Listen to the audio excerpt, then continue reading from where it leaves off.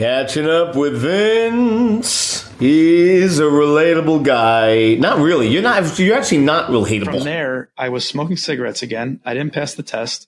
So I didn't have that job anymore. They weren't paying me anymore because I didn't pass the test. And I had to wait 6 months to take it again. So there I am smoking cigarettes with no job. And I don't know what to do. What happened was I sold my 401k because I needed money to live, which was just irresponsible. It was like $13,000 at like 23 years old, 24 years old, 24. Yeah. So that was going to be compounded a lot of money. Yeah. But penalized like crazy. I was stupid. I took the money out because whatever. So as I was down to like my last dollar, I was able to get a job interview at ShopRite. So ShopRite was going to pay me more, but it was more hours. It was 5 days a week with the option, quote unquote, of working Sundays. Oh, nice. And you got paid an extra like $150 for working a Sunday or like $200, which equated to almost as much as I made a regular day after taxes because it was like a bonus part of your salary. Yeah, so you're getting nailed 10 times over for picking up the option. So that wasn't optional. So I'm back in retail working 6 days a week, 9 hours a day from 3 p.m. to 12 a.m. This place is 35 minutes from my house, and the store closes at 12, but I don't leave until like 12:30 because I have to make sure everyone's out. Yeah, everyone punches out. So that was rough. And because it was rough, I was smoking cigarettes and drinking coffee and coping with it. It took me 2 years of that. I earned, so that was the schedule, and I don't call out. I don't get sick. I worked 6 days a week, 9 hours a day, every day except for Tuesday. Every weekend, every holiday, I was there, unless it was a Tuesday. Wow. And I earned a week off after being there a year. Jesus. So that was a very tough schedule. But I had everyone patting me on the back saying, you're doing great. You're working for a great company. You're making good money, this, that, and the other thing. Yeah. There's a lot of room to grow in that company. And is this family, friends, or people you work with, or everyone across the board? All people. Fall into that safe zone, that comfort. Like you were saying, hey, look, you have good benefits, good this. Like just hang here, man. Just hang here. This is all you need, you know. But this is coming from people who spend an hour at ShopRite on the weekend and it's too busy for them. Right. Every single day, I'm in charge of over 300 employees under me. Damn. I am in charge of every refrigerator that can go down. I had someone get hit by a car in the parking lot. An 80-year-old woman was in a Chinese woman. She was in a scooter, right? Yeah. I get called out front. Sure enough, this woman is hit a 1990. Like, it couldn't have been a more stereotypical vehicle to hit a Chinese woman in a shopping cart. Like, it was a 1998 like Buick Gold. Like, boom, there are eggs everywhere. Woman's on the floor. She's like 80 years old. In situations like that, no one knows what to do. Yeah. I know I have to act, so I know I need to do something. So there were situations like that where I ran over there. I picked up the eggs. Yeah, picked up the eggs. I said, "What's this lady doing laying here? Yeah. Why is she laying in the middle of the road? Come on, ma'am, your bread just got crushed. Yeah, we're not refunding this." Sorry. So I see this lady, and I figure let me pick her up. So sure enough, she's speaking in Chinese. So oh, God, like, make matters worse. Quick thinking Mr. G was what they called me. Quick thinking nice. Mr. G. He knows that there's a wok inside that makes like Chinese food, and everyone there speaks Chinese. So I told my head of maintenance, I'm like, Billy, go in there, run and get someone from the wok. And he laughed at me because, like, yeah, that's funny because they're all Chinese. Right. Sure enough, he got one person. They spoke the same Chinese. Oh, nice. So I'm like, perfect. Jackpot. She gets on the phone and calls, whoever she's calling, and the guy speaks to whatever, and they can translate. So this all happened, and I'm like, oh my God, I can't believe this is working. The ambulance finally gets there, and they couldn't care less, is the way I'll put it. It was just like a walk in the park, an everyday kind of thing. Like they wouldn't even really hear out what I had to say. They were just like not concerned with it, and they were concerned with the woman who hit her because like it was just a weird thing to watch. Worried about more like the liability type crap. It was a weird thing to watch. But that was one little piece of what I dealt with in one moment. So here I am, like, I don't know if this woman's dead or alive. When she gets taken to the hospital, she has a knot the size of a fist coming out of her head. It was the craziest thing. The way she was like not shaking, but just the way everything was. Yeah, the whole scene of it. I go back inside and I have to deal with some bullshit customer I don't even remember like a item was in the wrong spot and they wanted a discount on it. And I'm like, yeah, this lady almost lost her life in the goddamn parking lot about the 50-cent discount on your jelly or whatever. But the thing is, no one inside knew about it. Not one of my cashiers, no one knew what just happened. Wow. And that was the craziest thing about it. Because I just experienced like this like level 10 like type DEFCON like fight or flight type save this person's life, making decisions. Yeah, you're stressed out at that point. Your body's going through that response. To go back inside just to like, and no one knew. You know, like I would have like a cashier come up to me like later in the day and I was like, do you know what happened to me today? And I'd tell them, they'd be like, are you kidding me? Yeah. I was like, Jesus, that just happened. And like, those are the types of things that like happen. And it's like, you just have to keep moving. You just have to be able to think. You can't even process it. So that's, I guess a skill that I learned. Another skill I learned was, I've always been this way, but even more so, you know, being a retail manager, to be able to have someone yell at you at the top of their lungs over some shit and like, not take anything personally. That was something, you know, a lot of people worked for me and with me were like, how can you do that? Yeah. Like, how do you do that? But I just don't take it personally. And it's so much easier that way because ultimately someone needs to calm the fire down. Yeah. The fire's not within me, it's in that person. So if I can do whatever I can in my ability to just remain calm and like try to figure out, because that person's seeing red. They don't even know what they're saying, much less what they're thinking. They're just angry. So I try to like not make the situation any worse because it just makes my job that much more difficult. Yeah. Like if I'm mean back to this person or spiteful back to this person, I'm going to go to the home office. And I don't even want that energy anywhere near me. Just here's a $20 gift card. Get out of my store and calm down. Right. It seems like you have a good view of it. You know, I think that corporate pill is tough to swallow as far as how you handle those type scenarios. It's funny you say corporate anything because back when I was in that position, I would have given anything to go to the corporate world. So in this process, you know, I'm at that job and there's no way out. Like I'm applying to jobs every night. And for the little amount of time I have to myself, like I get home at like 1:30, 1 o'clock. I'm on the computer until 3 a.m. I wake up at like 11 and it's time to like work again until the next day. Yeah. So you're just firing out resumes and stuff? Everywhere. People don't care that you're a manager of a Walmart or a ShopRite. They just see it as a retail position. They don't understand that I went to college and I am running a business. So instead what they see is this person that they don't want to hire. So two very devastating moments happened in that time. And it was so rough because it was so futile. I had this job interview for an HR position as a payroll clerk, and all the things I do, it would be limiting for me to do that one job. Right. But in order to get out of this life and start a new life that everyone else thinks is so great or that I think would be better of this 9-to-5 job, I'll do that, you know, and try to figure out another way to make money or whatever, or have, I don't know, whatever. For someone like me who had to go through that and then has to deal with a whole business, you know, having someone get hit by a car and figure out what to do, you know, to limit my brain to seeing how much more people get paid than me, you know, I'd be bothered by that. Did you feel like you were kind of picking the better of two evils almost? Like, all right. I just didn't know there was another option like most people. Yeah, I just had no idea there was another thing that I could be doing. And that's how far away from this moment I was then. I got one answer back and they said I wasn't office trained. And I'm wondering, like, do they think I'm going to pee in the corner? Yeah, right. Like, what do you mean? There's an office in the building that I run. Sir, do you have your vaccinations and are you neutered? It's funny now, but then it was like I can't explain how frustrated I was. These Amazon warehouses that are opening up everywhere. One was opening near me in Robbinsville, like before they were everywhere. I applied to be a manager in one of them, and I didn't get the job. And it was a better paying job, you know, same like manager type thing. And I thought that's what I wanted. I was devastated that I didn't get the position. And I remember I told my boss, and my boss was like, you're probably overqualified for that position. And I was like, but it's making more money. I would take it. Like it's a better schedule. It's 3 on 3 off, you know, and that's what I wanted to do. So I was super frustrated. I had quit smoking at this point now again. Okay. And you're staying true to the giving up the dairy, the eggs and everything at this point as well? So or did you end up going back on that? That is another, so vegan, quote unquote, is a thing that happens for a lot of different reasons. Environmentalists become vegan. People who want to help their diet become vegan. People who are compassionate about the animals become vegan.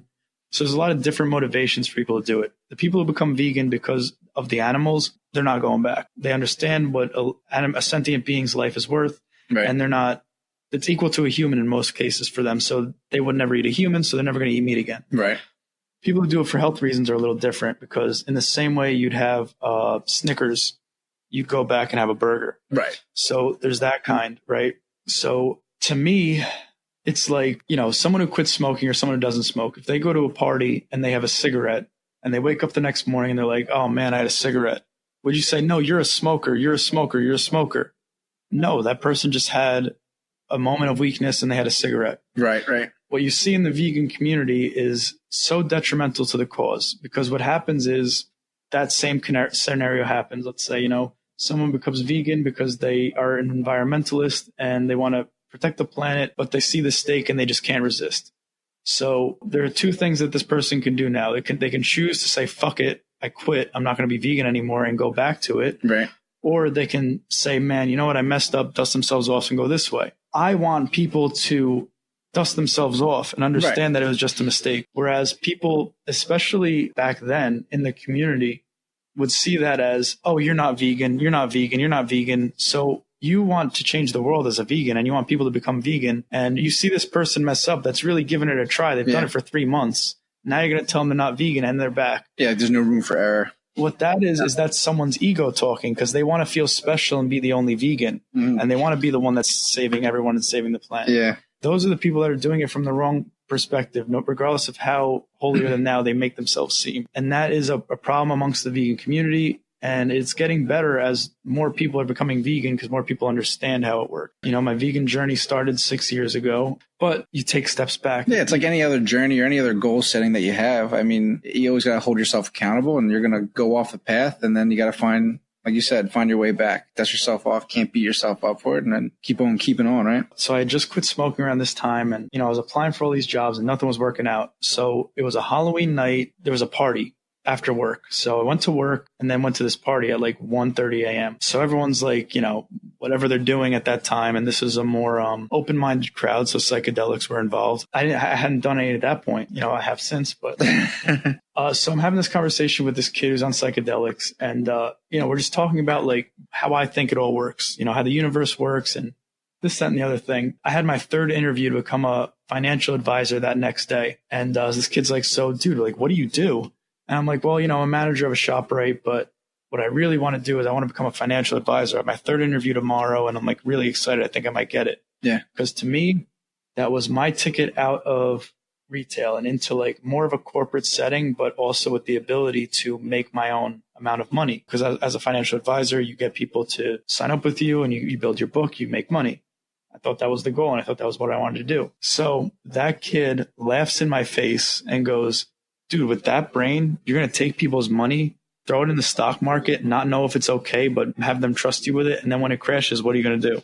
And I'm like, fucking asshole. You just ruined my whole plan. Yeah, like that's what I wanted to do with my life. Yeah. At my third interview, like I was super excited. I finally saw the light. I found my way out. But that night, I went home and I was thinking that, like, damn, me and that kid were vibing. Between the hours of 2 a.m. and 5 a.m., I don't know what happened. It was like, I need to start a vegan restaurant. I need to call it Try Vegan because I want people to try veganism. Right. I need to make sure this name isn't taken. So I Google it. Sure enough, it's not taken.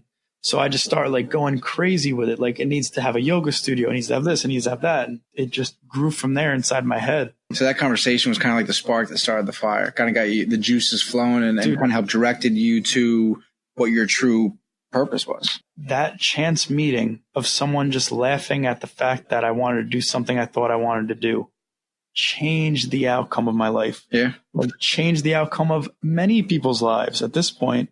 People that are involved in the project now, now that I created this, other people have experienced it. Yeah. And if I had never had that chance meeting of having that spark of this idea, I would have never been to Governor's Ball with my food truck that I created. Yeah. The way I got there was, so I wrote this 40-page business plan and, it was going to be a restaurant. And by the time I finished that business plan, I realized I was going to need someone to invest money in me.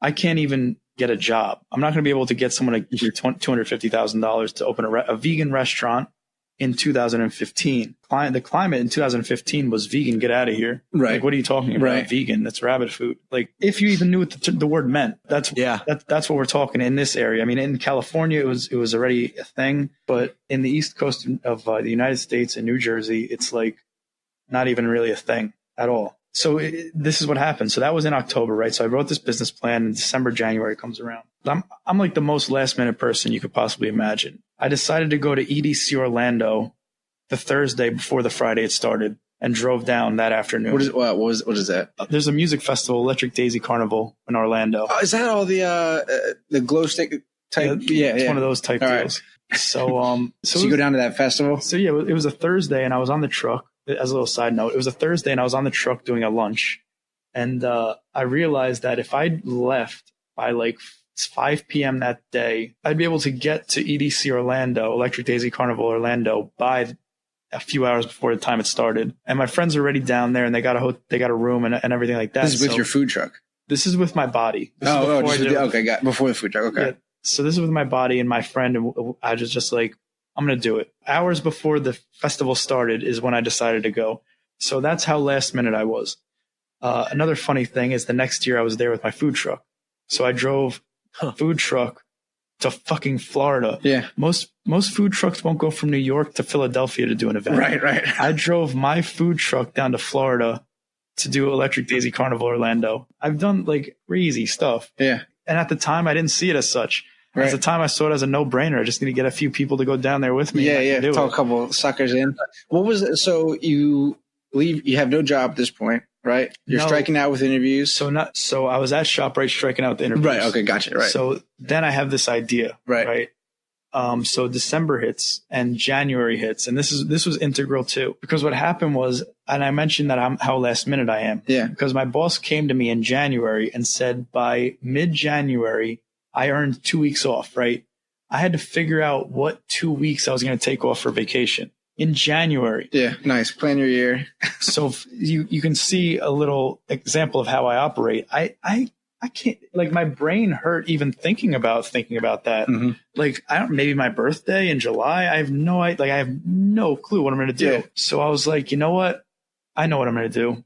I'm going to force myself out of this place. I'm going to take my 2 weeks, both in the same month of April. That'll give me enough time to figure out what I'm going to do. And also, I know that I'm not going to be able to work however many months that is, 8 months straight without a week off or a day off. So I put myself in a position where I knew I had to do something. Just kind of burn the ships. Yeah. Force yourself. This is it. 2 weeks. Yeah. No turn back. Make it happen. Make a move. That's what I wanted. That's pretty cool. So, my first week off, right? And I didn't realize then how mentally intensive that position was that I was in, because I knew where every item in that store was. I knew how to handle pretty much any situation that can be handled, my way. And I'm always on. Right. So the fact that I'm always on, I'm always thinking about that stuff. As much as I like to think about my free stuff in my free time, with quitting smoking, what happened was I would always think when my next cigarette was going to be. When can I take a break and just go outside and just puff on a cigarette? How can I sneak out of my house so my parents don't know that I'm smoking cigarettes? And there was a lot of mental energy that went into that in my downtime as well. So once you remove that addiction, you get through that initial, like, damn, I need a cigarette that lasts about, a few weeks to a month. But once you're on the other side of it, your brain is able to think about other things. So it was the perfect storm of me quitting smoking and my brain being able to think about this idea that I had while I'm walking through the store, rather than thinking about when I'm going to have the next cigarette. Right. I get to my first week off, and within that week, I'm able to really not think about anything at the store. So my brain is actually like it's like, like when a computer is operating at like 80% or whatever. Yeah. I was finally able to take that number down to like not worrying about anything that's happening at that place for, because I don't have to go back the next day. And so long story short, which goddamn, I made that story long. No, it's all good, man. So it's all part of your journey. So I was able to really think in that week. And I realized that, the move isn't going to be getting someone to invest in me. The move is me investing in myself. So right.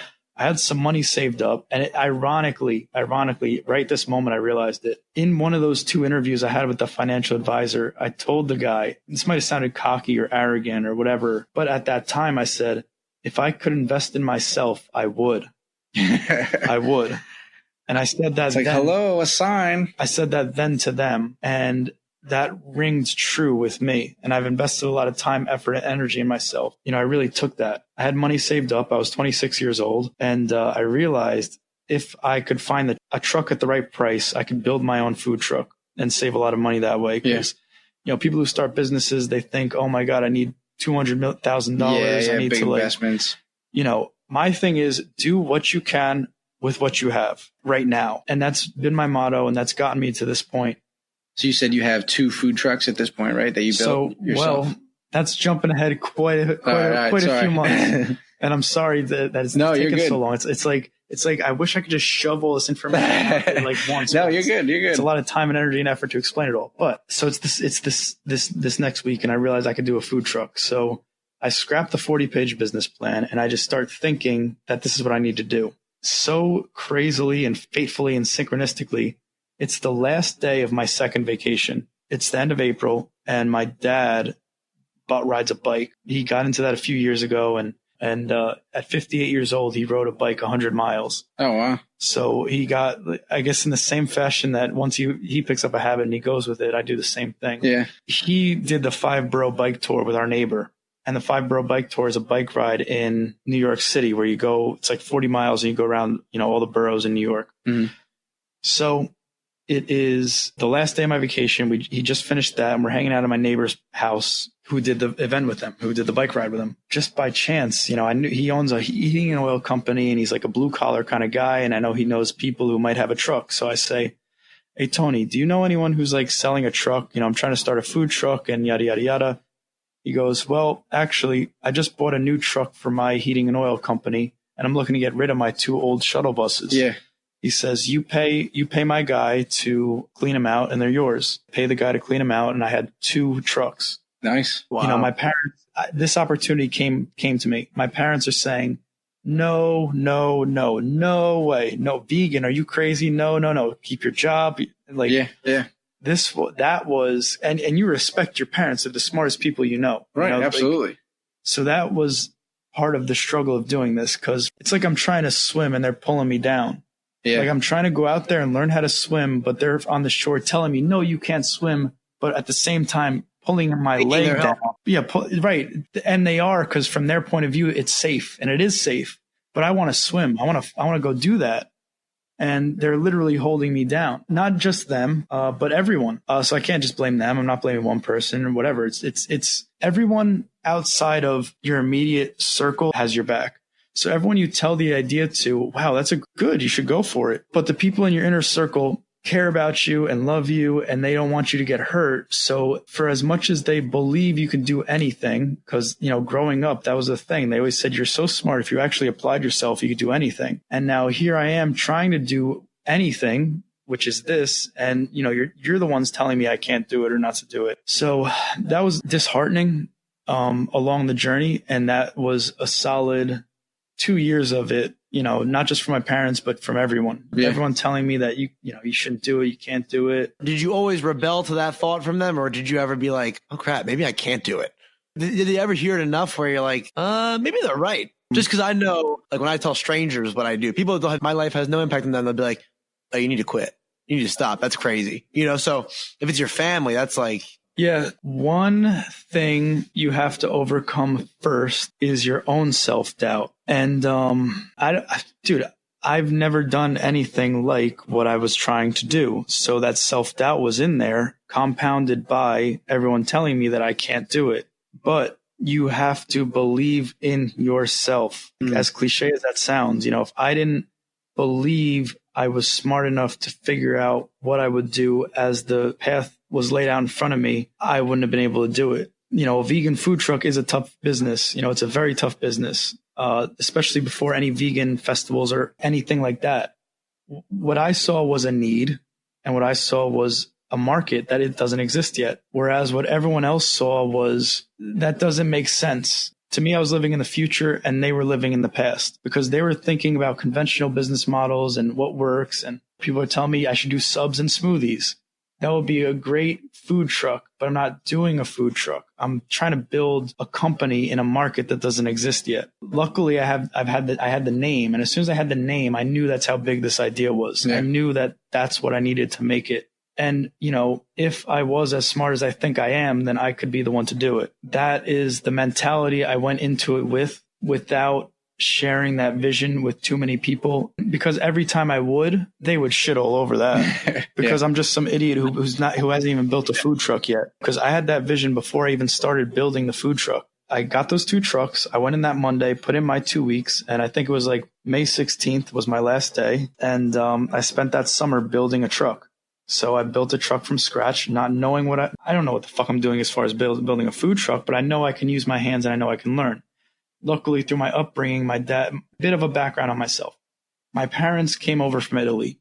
I'm a first generation Italian. I didn't know that. Yeah. Damn. They moved here when they were young, but they were poor. They were piss dirt poor. My dad lived in a basement with his siblings sleeping in one bed. There were 4 of them. Immigrant, so he could go, and my mom, same kind of thing. And they could go from nothing, with 0 to giving me a white upper class upbringing in the United States in one generation. Yeah. So I never took that for granted. I grew with them. So it wasn't like, I was just given this stuff. So like I understood hard work got them there. Right. And I also understood that if I were to do equal to my parents, I'd be doing my lineage and my family a disservice, because although they did well for themselves and I would be doing well if I did as much as them, I wouldn't be growing the family. I wouldn't be growing the name. I wouldn't be building on what they built for me. I'd just be maintaining the status quo. So I've always had this vision, is if my parents can go from that to, wow, look how good they're doing in society, then I can go from where I'm at to question mark. Right. Whatever that entails. That's a really cool way to look at it, I think. It's awesome that you have them to go off of. So my parents can start from the bottom and now they're here, to quote Drake. And then you're here and your options are limitless. I mean, if you put your mind to it and if you use what you've been given and the advantages you have over them, I mean, shit, you can do whatever you want. People talk about like white privilege, quote unquote. Okay, well, if this is what you expect from me, then I should accomplish this. So there you go. That's like another, motivating factor. That being said, my dad actually bought the land and then contracted the build out himself. So he taught himself that. And then we finished the basement together. We built decks outside. We built a shed, did all the landscaping. So I grew up building stuff, like just learning how to do things with my hands. So building a food truck, although it's something that's completely obscure, like I understand that I have the skills to put something together. Yeah. So sure enough, I put something together and it worked. It did exactly what I planned. It was a food truck. There were at the time, there were 3 vegan food trucks in New Jersey. Cinnamon Snail, which did the Red Bank Farmers Market, Green Radish out of Jersey City, which has since closed. So I was super active. I was the first one to start applying to these festivals. Immediately, I got into some of the best festivals because of being a vegan option. I had applied to this place, Loretta Winery, in the beginning of the year. They told me no. In October, once I had the truck, they told me yes. Okay. So I got in for that. That festival is huge, man. That place gets packed. I've been there a couple of years. So as soon as I told anyone that I was starting a food truck, they told me Loretta Winery. So within a month of having the truck, I find out that I get into Loretta Winery. So that's like what I thought was the big leagues. Like, wow, everyone's talking about this and I'm already in it. That's insane. Jackpot. Little did I know that was the minor leagues to where I was heading. But also, that wasn't exactly my demographic either, because they had like 32 trucks and people are getting drunk at a wine festival. So people are going to have to be like really, really holding to their laurels to eat healthy at those things. Yeah. Or they're vegan. And the market just wasn't there to sustain the business the amount I was paying. So that winter comes. I'm food trucking and I'm going to Jersey City doing lunches because and trying to do events. And just freezing my ass off to like make $50 or lose money, spending all this time, all this energy, all this effort. So I decide, let me get my real estate license because that's what I wanted to do in between Walmart and ShopRite. And I failed. Aside from the mortgage loan officer, I was going to do both. Sure enough, I tell my parents I'm going to do real estate, pass the test first try. That's more like it. That's how it's supposed to go. And it was so easy, it didn't make sense. It was like, oh, because I quit smoking, of course. Like that was kind of something that clicked in my head. It was just super smooth, super easy. I became a real estate agent. And that's when I realized I went from this position of applying for jobs where just please, please, please take me to being someone who's young and ambitious and has his own business who wants to be a real estate agent. So at that time, I realized I can work at any office I want. Right. People are going to want me. So I did some interviews with like Keller Williams and like all these other places. And then I found this Gloria Nielsen in downtown Princeton. And so like I could spit at the university. That's how close I was. That's beautiful down there too, man. That's a nice freaking area. So I was like, wow, like I want to do this here. I found myself in downtown Princeton as a real estate agent. This location was one of the nicest of all the ones I've seen, in the best location. And they have a lot of walk-ins, people off the street that want to buy. Not a lot by any stretch of the imagination, but more statistically more than most. I was like, wow, like this is awesome. This is what I want to do. So I was super lucky, super fortunate. Here I am, living my previous dream life. Like if I could have picked in ShopRite or Walmart to do that, I would have. But now I have this business that is a food truck as well. So while I was taking my classes for this food truck, for this real estate, I'll never forget, I was on my phone and I was like, let me just apply to Governor's Ball. Like, I don't know. So tell, what's Governor's Ball? So Governor's Ball is a music festival in Randall's Island in New York City. And you have acts like Kanye West, Chance the Rapper, DJ Khaled, A1, Numero Uno, top names. Nice. I was like, let me just do it. Let me apply. I get an email back that I got in. So I have 2 months of practical experience food trucking. And I find out that I got into Governor's Ball. Yeah. So you're going from Loretta Winery that probably has like maybe 1,000. Do you think? Loretta Winery has like 10,000 people. Oh shit! Really? So that getting there was huge. That was monumental. That was bigger than I thought of a festival I could be at at that time. Until I decided to roll the dice with Governor's Ball and apply to that, because Governor's Ball was so far beyond anything I could comprehend at the time. So I have 2 months of practical experience food trucking, which is only weekends. And I find out that I get into Governor's Ball. So that was an integral moment, because that was a moment that was petrifyingly intimidating. Yeah. But I knew if I didn't take that step, which is the next step, I would never accomplish anything. I would be back on my ass, back in retail, and this dream would not work.